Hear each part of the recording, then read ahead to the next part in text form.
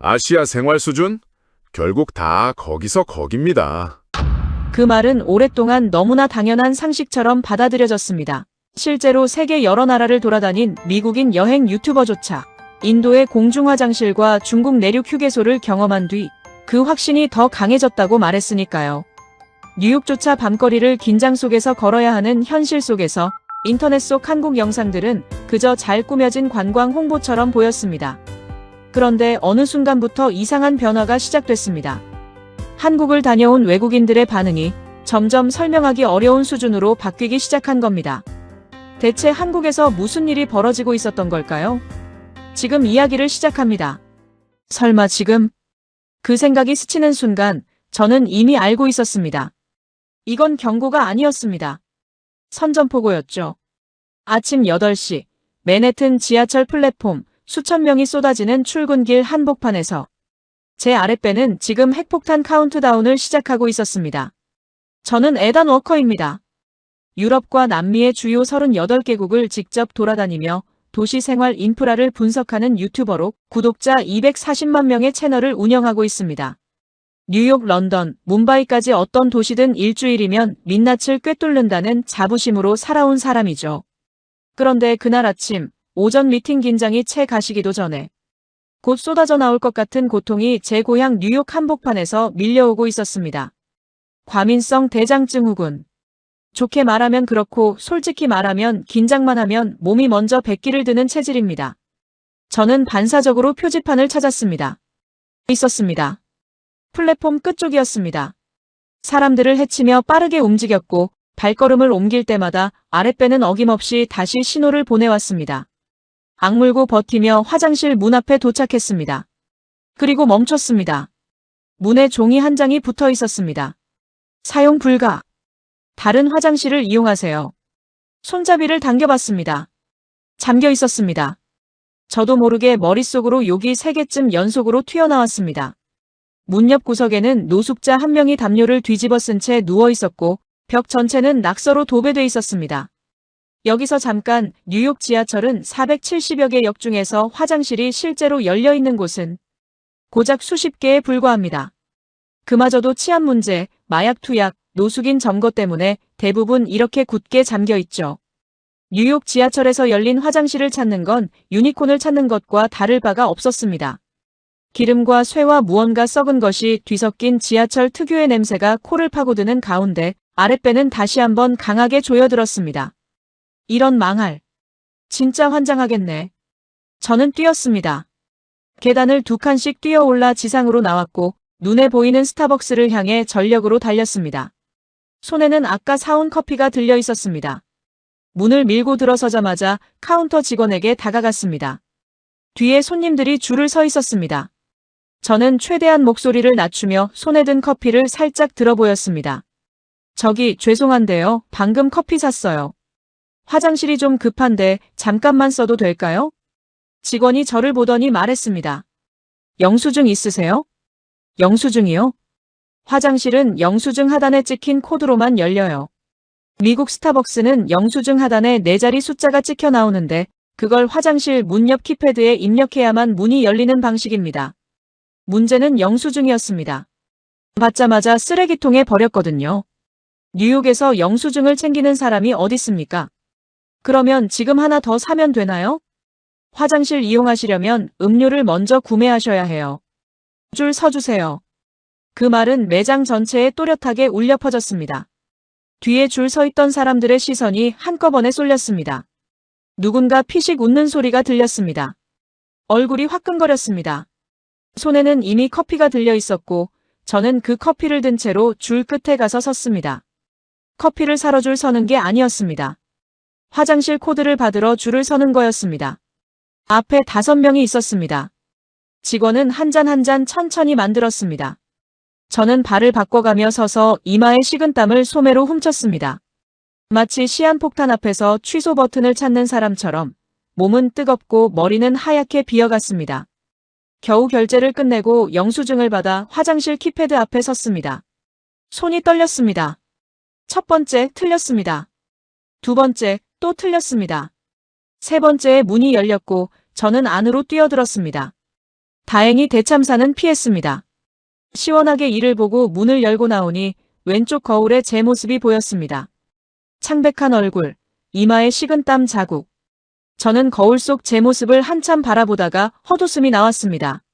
세계 최강국 뉴욕에서 화장실 코드 한 장을 위해 아메리카노를 2잔 결제했습니다. 그것도 매장 전체가 듣는 앞에서 창피를 당하며 줄을 서고 손을 떨면서요. 화가 났습니다. 그런데 더 화가 났던 건 이게 전혀 새로운 일이 아니라는 사실이었습니다. 저는 늘 이렇게 살아왔으니까요. 외출 전엔 반드시 화장실 위치를 검색하고 밤에는 이어폰을 빼고 주변 소리를 들으며 걷고 사람이 많은 곳에선 본능적으로 출구 위치부터 파악합니다. 총기 사건 속보가 뜨면 그날 약속을 다시 생각합니다. 미국에서는 사람이 많다고 안전한 게 아니었고 화장실이 있다고 해서 쓸 수 있는 게 아니었습니다. 저는 그걸 당연하다고 여기며 지금껏 살아온 겁니다. 퇴근 후 집에 들어서니 클로이가 소파에 앉아 노트북을 보고 있었습니다. 화면에는 낯선 지하철역이 나오고 있었습니다. 눈부시게 밝은 조명, 낙서 한 점 없는 흰 벽, 조용히 줄을 서는 사람들. 저는 가방을 식탁에 내려놓았습니다. 에단, 이거 봐봐. 서울 지하철이래. 너무 깨끗하지? 인터넷 편집발이지. 편집발이 아니야. 실제로 가본 사람들이 다 똑같이 말하는 거야. 화장실에 예민하잖아, 자기. 한국은 지하철 화장실이 무료고 휴지도 있고 완전 깨끗하대. 클로이, 선진국인 미국 지하철 화장실이 이 모양인데 아시아 나라가 그럴 수가 있겠어? 말이 안 되잖아. 클로이는 됐고 대신 다른 영상을 틀었습니다. 이번엔 밤거리 영상이었습니다. 늦은 밤 한강변을 걷는 여자들이 보였습니다. 아무도 주변을 경계하지 않았습니다. 이어폰을 끼고 걸었고 가방을 그냥 어깨에 걸쳤습니다. 영상 속 한 여자는 혼자 강변 벤치에 앉아 치킨을 먹으며 강을 바라보고 있었습니다. 밤 11시였습니다. 나 저거 해보고 싶어. 클로이가 조용히 말했습니다. 밤에 강가에서 치킨 먹으면서 그냥 아무 긴장 없이. 저는 아무 말도 하지 못했습니다. 뉴욕에서 클로이를 밤에 혼자 보낸 적이 단 한 번도 없었습니다. 뉴욕의 밤은 그런 곳이었으니까요. 해가 지면 지하철 안에서도 가방을 앞으로 돌려 앉고 인적이 드문 블록은 아예 돌아서 걷습니다. 총기 사건이 터지는 건 뉴스에서만 보는 일이 아니었고 밤 10시가 넘으면 여자 혼자 강가에 앉아 있는다는 건 상상조차 할 수 없는 일이었습니다. 늘 제가 같이 나갔고 늘 제가 대피로를 먼저 확인했고 늘 제가 주변을 살폈습니다. 영상 속 그 여자처럼 밤 11시에 혼자 강가에 앉아 치킨을 먹는다는 게 어떤 기분인지 우리 둘 다 한 번도 알지 못했습니다. 잠시 침묵이 흘렀습니다. 저는 천천히 고개를 저었습니다. 어느 나라든 관광객 구역은 안전해 보이게 관리하잖아. 그게 현실이야. 클로이는 아무 말도 하지 않았습니다. 그냥 피식 웃었습니다. 저는 그 웃음의 의미를 그때는 몰랐습니다. 그리고 솔직히 알고 싶지도 않았습니다. 저에게 화장실은 단순한 편의시설이 아니었습니다. 여행지에서 그것은 생존의 문제였습니다. 그리고 그 사실을 뼈저리게 깨달은 건 인도에서였습니다. 뭄바이 골목 한복판이었습니다. 갑작스러운 IBS 발동이었죠. 식은땀이 흐르고 아랫배가 조여드는 그 익숙한 신호가 낯선 나라 한복판에서 찾아왔습니다. 저는 반사적으로 주변을 훑었고 얼마 지나지 않아 작은 표지판 하나를 발견했습니다. 화장실이었습니다. 그런데 입구 앞에 관리인이 서서 손을 내밀고 있었습니다. 유료였습니다. 저는 지갑을 열었습니다. 큰 지폐밖에 없었습니다. 관리인은 고개를 저었습니다. 저는 몸짓으로 잔돈이 없다고 설명했지만 언어가 통하지 않았습니다. 뒤에는 줄이 서 있었습니다. 아랫배는 점점 한계에 가까워지고 있었고 저는 낯선 나라 한복판에서 돈과 언어와 시간과 동시에 싸우고 있었습니다. 그 순간 머릿속에 딱 한 가지 생각만 남았습니다. 지금 여기서 돈 문제가 해결되지 않으면 이건 진짜 재앙이 됩니다. 실랑이 끝에 겨우 입장했습니다. 그리고 멈췄습니다. 바닥 전체가 물에 젖어 있었고 발을 내디딜 때마다 신발 밑으로 물기가 튀어올랐습니다. 휴지는 어디에도 없었고 구석에 낡은 물통 하나와 바가지 하나가 덩그러니 놓여 있었습니다. 사실 인도의 델리나 뭄바이 지하철역 화장실은 예상 밖으로 현대적이고 쾌적하게 관리됩니다. 문제는 제가 찾아 들어간 곳이 관광지도 지하철역도 아니었다는 겁니다. 골목 안쪽 낙후된 지역의 공중화장실이었죠. 그리고 그곳에서 저는 인도의 전통 위생 문화를 처음으로, 그것도 가장 최악의 방식으로 배웠습니다. 인도는 오래전부터 화장지보다 물로 씻는 문화가 중심이었는데 전통적으로 왼손은 위생 용도로 오른손은 식사나 악수에 사용하는 관습이 바로 여기서 비롯됩니다. 틀린 문화가 아니었습니다. 그저 제가 전혀 준비되지 않은 문화였을 뿐이었죠. 나오면서 저는 한 가지를 깨달았습니다. 어느 나라를 가든 화장실 하나 편하게 쓴다는 게 결코 당연한 일이 아니라는 것을요. 그래서 중국으로 향할 때 저는 기대를 품었습니다. 세계 두 번째 경제대국 아닙니까? 초고층 빌딩, 첨단 기술, 빠르게 성장하는 도시들. 설마 인도보다 못하겠어? 최소한 화장실은 괜찮겠지. 저는 그 생각 하나를 붙들고 장거리 이동을 시작했습니다. 목적지는 운남성 리장이었습니다. 해발 2400m 고산지대에 자리한 800년 역사의 고성으로 유네스코 세계문화유산에 등재된 곳이었죠. 옥룡설산의 만년설, 돌길과 수로가 그대로 보존된 골목, 밤이 되면 홍등이 켜지며 펼쳐진다는 야경까지. 창밖으로 펼쳐지는 대자연을 바라보며 저는 이 여행이 꽤 근사하겠다는 생각을 하고 있었습니다. 그때 아침에 먹은 마라탕이 신호를 보내기 시작했습니다. 등줄기에 식은땀이 흐를 때쯤 고속도로 휴게소가 나타났고 저는 안도하며 화장실로 뛰어들었습니다. 하지만 화장실 문을 연 순간 저는 리장의 만년설보다 더 차갑게 굳어버렸습니다. 코를 찌르는 암모니아 냄새가 먼저였고 그 다음엔 눈앞의 풍경이었습니다. 칸막이가 없었습니다. 정확히 말하면 무릎 높이 정도의 낮은 격벽만 있을 뿐 문은 아예 존재하지 않았습니다. 바닥에는 긴 도랑이 파여 있었고 사람들은 그 위에 쪼그려 앉아 서로의 얼굴을 보며 태연하게 볼일을 보고 있었습니다. 눈이 마주쳤습니다. 상대방은 아무렇지 않았습니다. 저만 굳어 있었습니다. 중국 내륙 깊숙한 곳의 고속도로 휴게소는 대도시의 현대적인 시설과는 완전히 다른 세계였습니다. 게다가 화장실 원칙이 하나 있었는데 휴지는 각자 알아서 챙겨와야 한다는 것이었습니다. 그 사실을 저는 그 순간 처음 알았습니다. 제 주머니엔 휴지 조각 한 장 없었습니다. 세계 두 번째 경제대국의 고속도로 한복판에서 저는 아메리칸 유튜버로서의 모든 존엄성을 내려놓아야 할 위기에 처해 있었습니다. 그날 밤 숙소에서 마이크에게 영상통화가 왔습니다. 뉴욕 퀸즈 출신, 대학 시절부터 함께한 친구입니다. 맨해튼 IT 회사에 다니는 녀석인데 저처럼 세계를 돌아다니진 않지만 미국 밖 세상에 대한 자기 나름의 확고한 견해를 가지고 있는 인물이죠. 야, 어떠냐? 아시아 투어. 말도 마. 제가 인도 화장실 이야기와 중국 고속도로 휴게소에서 칸막이도 없이 옆 사람과 눈이 마주쳤던 것까지 하나하나 털어놓자 마이크가 폭소를 터뜨렸습니다. 그러니까 내가 뭘 했어. 아시아는 결국 다 비슷하다니까. 경제는 크게 컸는지 몰라도 생활은 아직 멀었다고. 저는 반박하지 않았습니다. 인도의 물통과 바가지, 중국 휴게소의 그 눈빛이 아직도 머릿속에 선명했거든요. 요즘 한국으로 여행 많이 가던데 거기도 비슷하겠지? 마이크가 물었습니다. 저는 잠시 생각했습니다. 솔직히 한국에 대해 깊이 생각해 본 적이 없었습니다.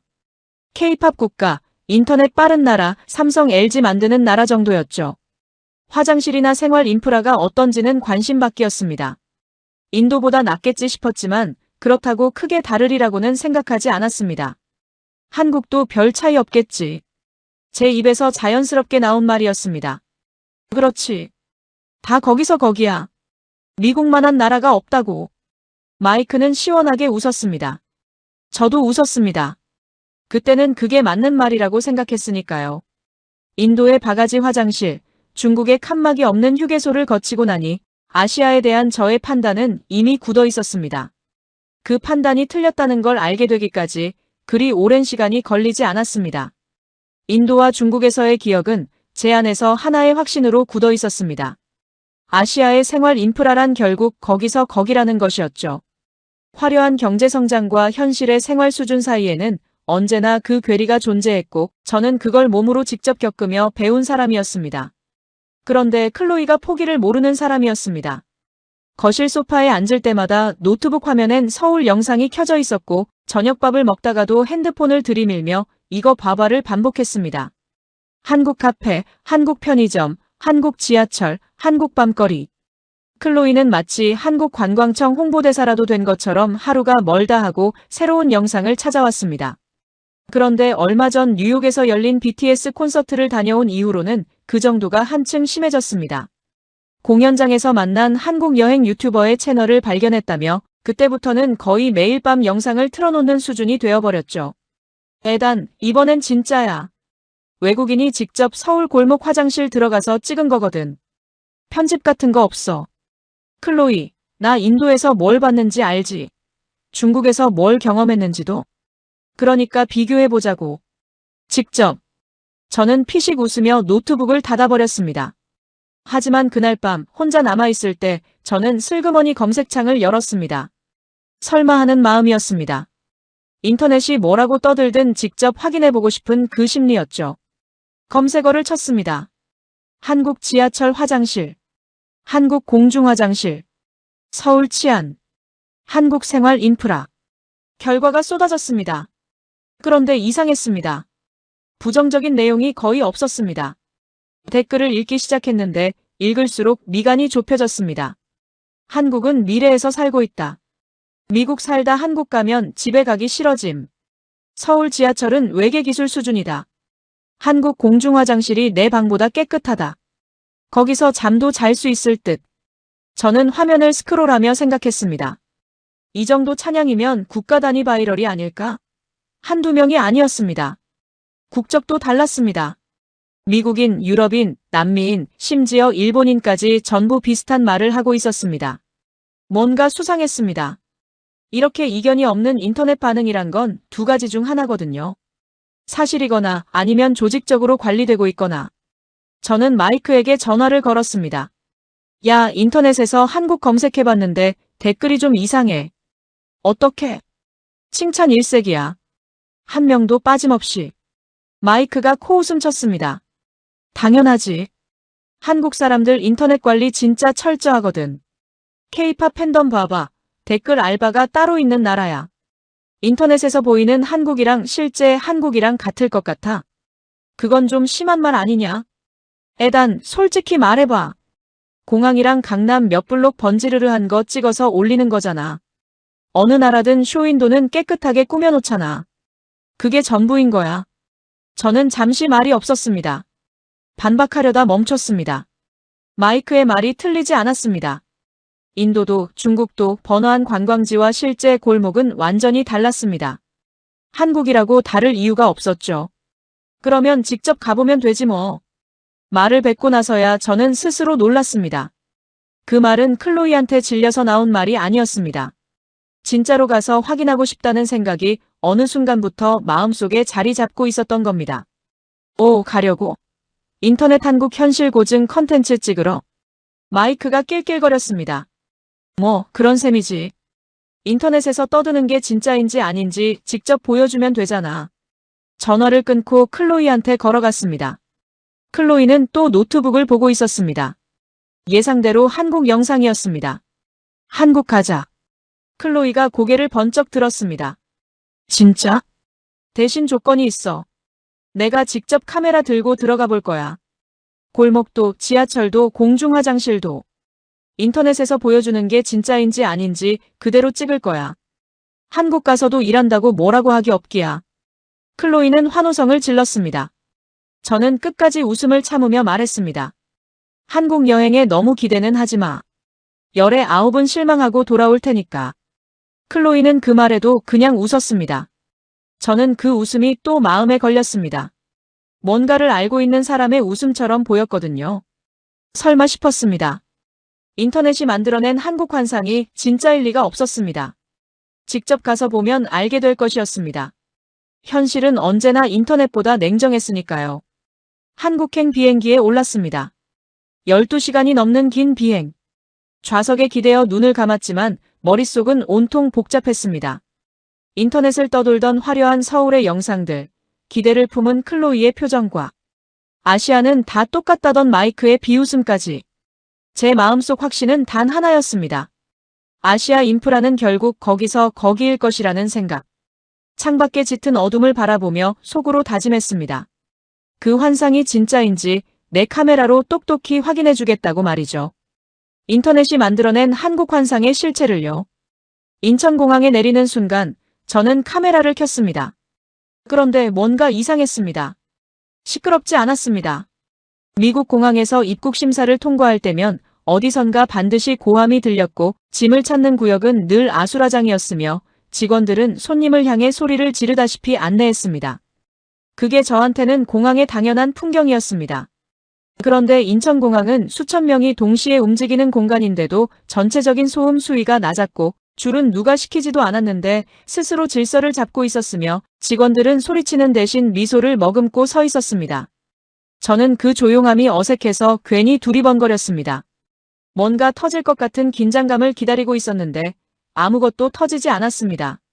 수화물 찾는 곳으로 내려갔습니다. 그런데 컨베이어 벨트 위에 짐이 이미 나와서 돌고 있었습니다. 저는 순간 내 짐이 맞나 싶어 가방 이름표를 2번 확인했습니다. 맞았습니다. 미국에서는 비행기에서 내려 수화물 구역까지 걸어가고도 한참을 멍하니 서서 기다려야 짐이 나왔습니다. 그런데 여기서는 제가 도착하기도 전에 짐이 먼저 와 있었습니다. 신속했고 체계적이었으며 주변 분위기는 이상할 정도로 여유로웠습니다. 솔직히 놀랐습니다. 하지만 표시는 내지 않았습니다. 저는 습관적으로 화장실을 먼저 찾았습니다. 표지판이 크고 직관적이었습니다. 한국어를 모르는 사람도 바로 이해할 수 있는 픽토그램이었죠. 화장실 입구에 가까워질수록 저는 자동으로 코를 긴장시켰습니다. 공항 화장실 특유의 냄새를 맡을 준비를 한 겁니다. 화장실에 들어서는 순간 저는 코를 킁킁거렸습니다. 그런데 아무 냄새도 나지 않았습니다. 대신 은은한 조명이 있었고 천장부터 바닥까지 대리석 느낌의 마감재가 깔려 있었으며 어디선가 잔잔한 클래식 음악이 흘러나오고 있었습니다. 저는 뒤를 돌아봤습니다. 입구 표지판을 다시 확인했습니다. 화장실이 맞았습니다. 입구 위쪽에 디지털 화면이 있었는데 어느 칸이 비어있고 어느 칸이 사용 중인지 실시간으로 표시하고 있었습니다. 빈 칸을 찾아 들어갔습니다. 28인치 대형 캐리어를 끌고 들어가도 공간이 남았습니다.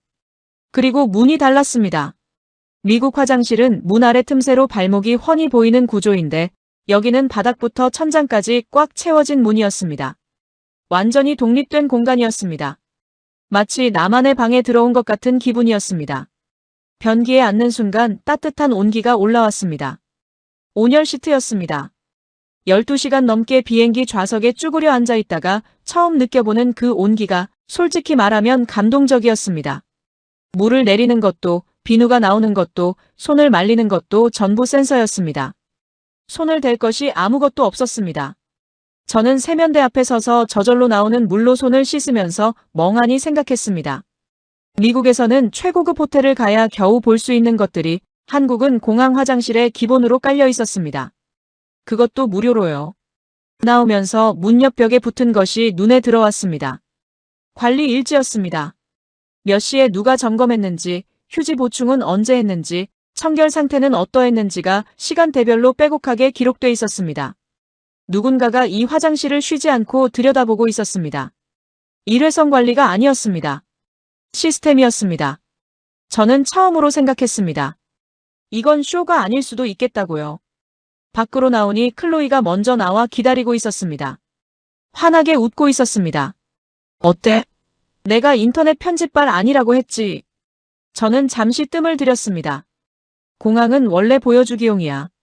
이 정도는 어느 나라나 할 수 있어. 저는 일부러 대수롭지 않은 척했습니다. 아직은 공항이었습니다. 그때 숙소로 가는 길을 찾으려 인터넷을 연 클로이가 와이파이를 잡더니 탄성을 질렀습니다. 에단, 이리 와봐. 와이파이가 무료야. 화면을 보는 순간 저는 눈을 비볐습니다. 무료 와이파이였는데 속도가 뉴욕집 인터넷보다 빨랐습니다. 저는 믿기지 않아서 직접 스마트폰으로 속도를 측정해봤습니다. 숫자는 달라지지 않았습니다. 무료 공항 와이파이가 월정액을 내는 우리 집 인터넷을 압도하고 있었습니다. 이건 반칙 아니냐? 공항철도를 타러 내려갔습니다. 개찰구 앞에 도착했습니다. 그때 화장실 표지판이 눈에 들어왔습니다. 저는 자연스럽게 발길을 돌렸습니다. 클로이가 말했습니다. 또 화장실이야? 공항은 보여주기용이라고 했잖아. 여기는 일반 구역이니까 진짜 수준이 어떤지 봐야지. 들어가 봤습니다. 공항 청사에서 한참 벗어난 환승통로 한켠의 화장실이었는데도 냄새가 없었고 바닥은 건조했으며 관리 상태가 아까 공항 화장실과 전혀 다를 게 없었습니다. 벽에는 관리 일지가 붙어 있었고 오늘자 점검 기록이 시간대별로 빼곡하게 채워져 있었습니다. 저는 그 일지를 한참 들여다봤습니다. 공항 화장실이 보여주기용이 아니었다면 이건 이 나라의 기본값이라는 뜻이었습니다. 인정하고 싶지 않았습니다. 하지만 공항을 잘 만든 나라는 얼마든지 있어도 공항철도 환승통로 화장실까지 이 수준으로 관리하는 나라가 얼마나 되는지는 자신 있게 말할 수 없었습니다. 저는 고개를 저으며 혼자 중얼거렸습니다. 뭐 서울이 대도시니까 그렇겠지. 공항철도가 서울역에 가까워질수록 저는 속으로 준비를 하고 있었습니다. 공항은 어느 나라든 보여주기용으로 번드르하니 진짜 민낯은 언제나 공항을 벗어난 다음부터였죠. 그러니 지금부터가 진짜 시작이었습니다.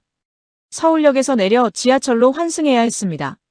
클로이가 공항 편의점에서 미리 사두었던 티머니 카드를 꺼내 제 손에 쥐어줬습니다. 이거 하나면 지하철, 버스 다 돼. 환승도 되고. 얼마짜리야? 카드값 몇천 원이고 충전해서 쓰는 거야. 저는 그 카드를 받아들고 잠시 바라봤습니다. 카드 한 장으로 지하철에서 버스로, 버스에서 다시 지하철로 갈아타도 추가 요금이 거의 없다는 겁니다.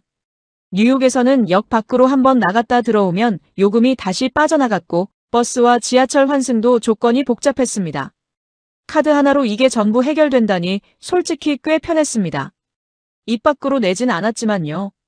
저는 아무 말 없이 카드를 주머니에 넣었습니다. 환승 통로를 걸으며 저는 눈을 크게 뜨고 주변을 훑었습니다. 공항구역을 완전히 벗어난 일반 지하철 환승 통로였습니다. 이제 진짜 모습이 나와줘야 할 시간이었습니다. 그런데 벽이 하였습니다. 바닥이 깨끗했습니다. 안내판은 한국어를 모르는 사람도 바로 이해할 수 있을 만큼 크고 직관적이었습니다. 뉴욕 지하철 환승 통로는 형광등이 반쯤 나가 있고 벽에는 낙서가 가득했으며 바닥에는 뭔가 끈적한 것들이 늘 묻어 있었는데 여기는 그런 게 없었습니다. 플랫폼으로 내려가니 스크린 도어가 있었습니다. 뉴욕은 선로와 플랫폼 사이에 아무런 장벽이 없어서 늘 선로 쪽으로 한 발짝 물러서는 게 몸에 배어 있었는데 여기는 그럴 필요가 없었습니다. 열차가 들어왔습니다. 객실 안으로 들어섰습니다. 저는 반사적으로 가방을 앞으로 당겨 안았습니다. 뉴욕 지하철에서 몸에 밴 습관이었죠. 그런데 주변을 보니 아무도 그러고 있지 않았습니다. 통화하는 사람이 없었고 큰 소리로 떠드는 사람도 없었습니다. 노약자 배려석은 아무도 앉지 않은 채 자연스럽게 비어 있었습니다. 클로이가 조용히 말했습니다. 에단, 저기 봐봐. 창밖에 서울 시내가 펼쳐지고 있었습니다. 높고 낮은 건물들이 빼곡했고 거리는 정돈돼 있었습니다. 그리고 객실 안을 둘러봤습니다. 좌석 위에 노선도가 선명하게 붙어 있었고 다음 역 안내가 한국어, 영어, 중국어, 일본어 순으로 흘러나왔습니다. 냉방이 작동하고 있었습니다. 뉴욕 지하철에서는 여름에 냉방이 나오다 말다를 반복했는데 여기는 일정하게 유지되고 있었습니다. 목적지역에서 내리던 순간이었습니다. 문이 열리더니 백발의 할머니 한 분이 자기 몸만 한 가방을 끌고 내리시더군요. 제 직업병이 도졌습니다. 저 무거운 걸 들고 어떻게 나가려고 그러지? 만약 뉴욕 지하철이었다. 그 할머니는 계단 앞에서 지옥의 데드리프트를 하시거나 지나가는 착한 사마리아인이 도와주길 기도하며 하염없이 서 계셔야 했을 겁니다. 엘리베이터요? 있어도 고장나 있거나 오물 냄새가 진동해서 차라리 계단이 나으니까요. 그런데 한국 할머니는 망설임도 없이 자연스럽게 코너를 돌더니 마법처럼 나타난 깨끗한 엘리베이터 속으로 쏙 들어가셨습니다. 안내판을 찾으려 두리번거리지도 않으셨죠. 그냥 삶의 일부인 것처럼요. 그제야 플랫폼 전체를 다시 훑어봤습니다. 에스컬레이터는 기본이고 시각장애인 유도 블록이 플랫폼 끝까지 오차없이 깔려 있었습니다. 화려하게 생색내는 인테리어가 아니었습니다. 필요한 사람은 당연히 써야지라는 마인드로 처음부터 정밀하게 설계된 구조였습니다. 그때 클로이가 턱으로 엘리베이터를 가리키며 뼈 때리는 질문을 던졌습니다. 자기 뉴욕이었으면 저 할머니 오늘 집에 갈 수 있었을까? 저는 입을 꾹 닫았습니다. 팩트에 반박할 말이 떠오르지 않았거든요. 역 출구를 나서니 어느새 해가 기울어 있었습니다. 서울의 저녁거리였습니다. 퇴근길 사람들이 쏟아져 나오는데도 이상하게 어수선하지 않았습니다. 클로이가 눈을 반짝이며 그 거리를 바라보다가 말했습니다. 빨리 짐 풀고 나오자. 저녁 밖에서 먹고 싶어. 저녁은 숙소 근처의 식당에서 먹었습니다. 뚝배기가 식탁 위에 놓이는 순간 저는 본능적으로 몸을 뒤로 뺐습니다.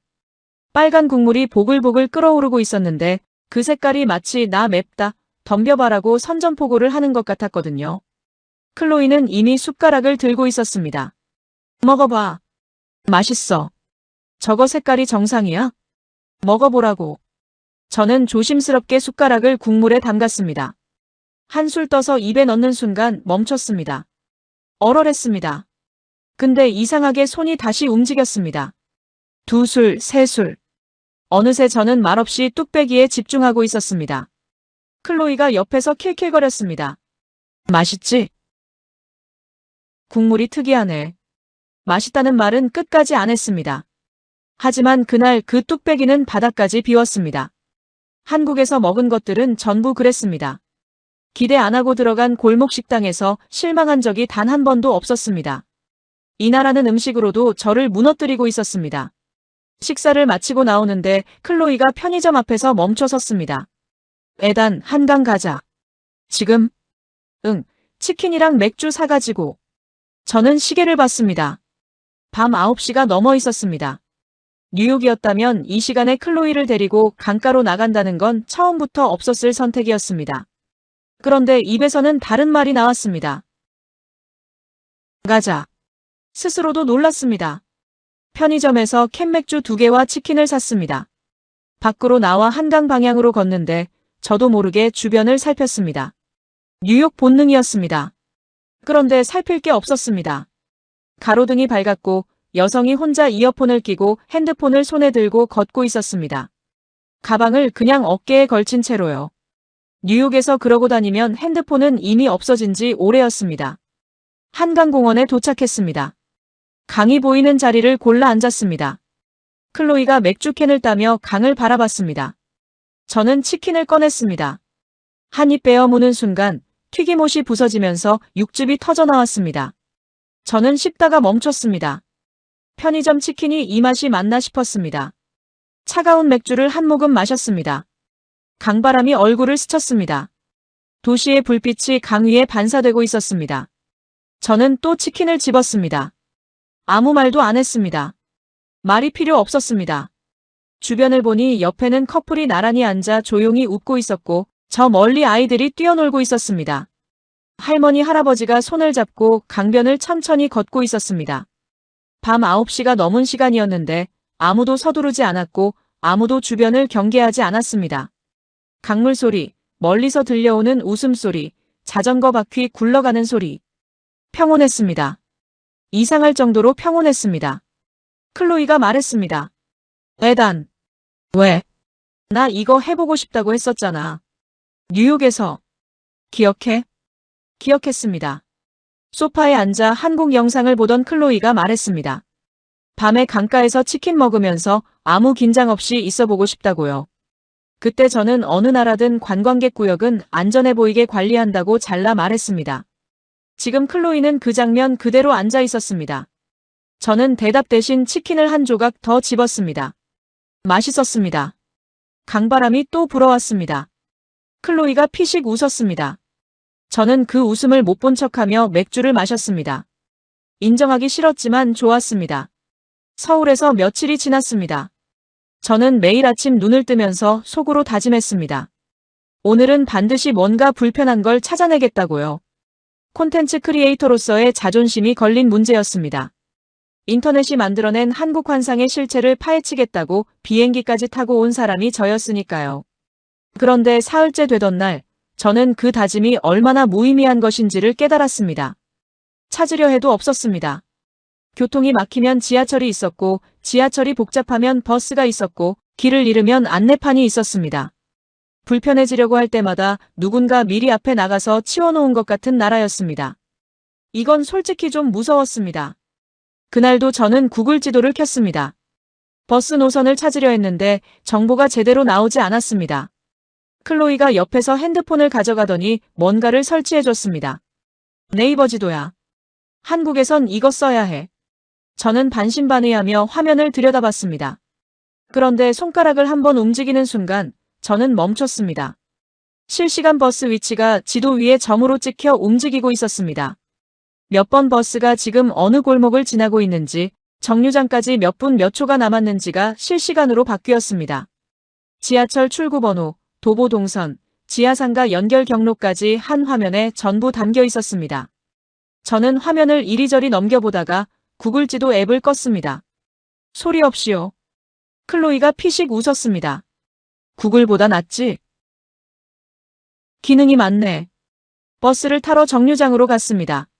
전광판을 봤습니다. 다음에 오는 버스 번호, 목적지, 현재 몇 정거장 앞에 있는지, 도착까지 남은 시간이 초 단위로 표시되고 있었습니다. 저는 그 숫자가 줄어드는 걸 한참 바라봤습니다. 뉴욕 버스 정류장에는 노선지도 하나가 붙어 있었습니다. 버스가 언제 오는지는 신만이 알았죠. 기다리다 지쳐서 포기하고 지하철 타는 게 뉴욕식 버스 이용법이었는데 여기는 몇 분 후에 온다는 게 초 단위로 나왔습니다. 그리고 정확히 그 시간에 왔습니다. 클로이가 옆에서 말했습니다. 뉴욕에는 이런 거 없잖아. 없었습니다. 저는 버스에 올라타면서 아무 말도 하지 않았습니다. 반박하고 싶지 않았습니다. 처음으로요. 오후에 클로이가 유명 베이커리 카페로 데려갔습니다. 문을 열고 들어서는 순간 진짜 빵 냄새가 났습니다. 오븐에서 막 나온 것들이 뷔페처럼 진열돼 있었고 높은 천장에 나무 테이블이 가득했습니다. 저는 자리를 찾다가 발걸음이 멈췄습니다. 테이블 위에 맥북이 놓여 있었습니다. 주인은 없었습니다. 옆 테이블도 마찬가지였습니다. 고가의 노트북이 주인도 없이 테이블 위에 덩그러니 놓여 있었습니다. 저는 클로이 팔을 잡았습니다. 저거 지금 두고 간 거야? 화장실 갔겠지. 아무도 안 가져가. 한국은 저렇게 물건을 놔둬도 안 가져간대. 저는 그 맥북을 한참 바라봤습니다. 뉴욕 카페에서 노트북을 두고 자리를 비운다는 건 그냥 그 노트북과의 작별 인사나 다름없었습니다. 그런데 여기서는 그게 일상이었습니다. 아무도 쳐다보지도 않았습니다. 저는 자리에 앉아서도 계속 그 맥북 쪽을 흘끗거렸습니다. 주인이 돌아왔습니다. 아무 일도 없었습니다. 당연하다는 듯 자리에 앉아 화면을 열었습니다. 빵을 골라 한 입 베어 물었습니다. 맛있었습니다. 저는 씹다가 멈췄습니다. 한국에서는 그냥 먹는 것마다 다 맛있었습니다. 이건 이제 인정합니다. 숙소로 돌아오는 길에 마이크한테 영상통화가 왔습니다. 야, 아직도 한국이야? 한국 어때? 생각보다 별로지. 저는 입을 열려다가 멈췄습니다. 별로라고 말하려 했습니다. 그런데 뭘 근거로 별로라고 합니까? 머릿속에서 지난 며칠이 스쳐 지나갔습니다. 네이버 지도, 버스 전광판, 맥북 두고 간 카페, 한강 치킨. 단 하나도 별로인 게 없었습니다. 직접 와봐. 마이크가 어이없다는 듯 웃었습니다. 야, 완전히 세뇌됐네. 한국 국뽕 유튜버 다 됐냐? 저는 대답하지 않았습니다. 전화를 끊고 숙소 방문을 열었습니다. 그날 처음으로 마이크한테 반박을 못했다는 사실이 전혀 억울하지 않았습니다. 침대에 누워 천장을 보고 있었습니다. 클로이는 이미 잠들어 있었습니다. 저는 핸드폰을 꺼내 검색창을 열었습니다. 옆을 한번 슬쩍 확인하고 화면 밝기를 최대한 낮추고 천천히 글자를 쳤습니다. 서울 한 달 살기. 결과가 쏟아졌습니다. 저는 한 페이지씩 넘겼습니다. 동네별 원룸 월세, 생활비 평균, 단기 비자 조건. 손가락이 멈추질 않았습니다. 언제부터인지도 모르게 꽤 진지하게 읽고 있었습니다. 그러다 클로이가 뒤척이는 소리가 났습니다. 저는 반사적으로 화면을 꺼버렸습니다. 자는 척을 했습니다. 뭐 봐? 들켰습니다. 클로이는 처음부터 안 자고 있었던 겁니다. 저는 화면을 다시 켜지 못하고 잠시 멈춰 있다가 말했습니다. 그냥. 클로이가 아무 말도 하지 않고 다 알고 있다는 듯 그냥 웃었습니다. 저는 핸드폰을 내려놓고 천장을 봤습니다. 조금 창피했습니다. 한국에서의 마지막 밤이었습니다. 샤워를 하면서 문득 이상한 생각이 들었습니다. 한국에 온 뒤로 배탈이 한 번도 없었습니다. 동남아를 가면 이틀이 멀다 하고 식은땀을 흘렸고 낯선 나라에 도착하면 며칠은 몸이 적응하느라 고생했는데 한국에서는 그게 없었습니다. IBS가 단 한 번도 심하게 터지지 않았습니다. 저는 샤워기 물줄기를 멍하니 맞으면서 생각했습니다. 몸이 긴장을 안 했던 겁니다. 긴장할 일이 없었으니까요. 10년 넘게 저를 괴롭혀온 그 공포가 한국에 있는 동안만큼은 조용했습니다. 클로이가 욕실 앞에서 말했습니다. 나 수돗물로 양치했어. 한국은 수돗물 관리가 엄청 철저하대. 동남아 여행 때 생수를 박스째 사두던 기억이 났습니다. 칫솔질도 생수로, 과일도 생수로 씻었습니다. 그런데 한국에서는 수돗물을 단 한 번도 신경 쓴 적이 없었습니다. 화장실도 밤거리도 교통도 이제 물까지. 저는 수건으로 머리를 닦으면서 조용히 생각했습니다. 이 나라에서는 대체 뭘 걱정해야 합니까? 인천공항에서 비행기를 탔습니다. 12시간 후 뉴욕이었습니다. 공항 문이 열리는 순간 냄새가 먼저 왔습니다. 공항 특유의 그 냄새, 소독약과 기름과 수백 개의 서로 다른 음식 냄새가 뒤섞인 그 냄새가 코를 찔렀습니다. 소리가 컸습니다. 사람들이 서로 끼어들었습니다. 안내 직원이 고함에 가까운 목소리로 줄을 정리했습니다. 저는 캐리어를 끌고 출구를 향해 걸으면서 손이 저도 모르게 가방끈을 앞으로 당겨 안았습니다. 자동으로 움직인 손이었습니다. 한국에서는 단 한 번도 하지 않았던 행동이었습니다. 지하철역으로 내려갔습니다. 냄새가 났습니다. 뉴욕 지하철 특유의 그 냄새가 코를 파고들었습니다. 플랫폼 구석에 노숙자가 누워 있었고 벽에는 낙서가 가득했습니다. 저는 무의식적으로 출구 위치를 확인했습니다. 가방을 다시 끌어안았습니다. 주변을 살폈습니다. 스크린 도어가 없는 선로 앞에서 한 발짝 물러섰습니다. 한국에서 멈춰있던 행동들이 뉴욕 땅을 밟자마자 전부 되살아났습니다. 몸이 기억하고 있었습니다. 여기는 긴장해야 하는 곳이라는 걸요. 집에 돌아와서 저녁을 먹으러 나갔다가 그냥 들어왔습니다. 어느 식당을 들어가도 한국 음식이 자꾸 생각났습니다. 뚝배기에서 끓어오르던 순두부찌개, 한강 바람을 맞으며 먹던 치킨. 입이 짧아진 게 아니었습니다. 기준이 바뀐 겁니다. 며칠 후 마이크를 만났습니다. 뉴욕 술집이었습니다. 그래서 한국 어땠냐? 솔직히. 마이크가 맥주를 홀짝이며 물었습니다. 저는 잔을 내려놓고 잠시 생각했습니다. 인터넷 과장이라고 했습니다. 공항이니까 그렇겠지 했습니다. 대도시니까 당연하다고 했습니다. 아시아가 미국보다 나을 리 없다고 했습니다. 그 말들을 하나씩 꺼내서 검증해봤습니다. 하나씩 무너졌습니다. 마지막에 남은 건 딱 하나였습니다. 솔직히? 응. 미국보다 훨씬 편했어. 마이크가 맥주잔을 내려놓았습니다. 말이 없었습니다. 저도 말이 없었습니다. 그 침묵이 꽤 길었습니다. 마이크는 뭔가 반박하려다가 멈췄습니다. 반박할 말이 없었던 게 아니라 반박하기 전에 뭔가를 느꼈을 겁니다. 제가 농담을 하는 게 아니라는 걸요. 저는 창밖을 봤습니다. 뉴욕의 밤이었습니다. 눈을 감으면 서울이 떠올랐습니다. 환한 지하철역, 한강 위로 반사되던 불빛, 아무도 경계하지 않던 밤거리, 뚝배기에서 끓어오르던 빨간 국물, 편의점 치킨 한 조각이 입안에서 부서지던 그 바삭한 소리. 저는 그것들을 인터넷 과장이라고 생각했습니다.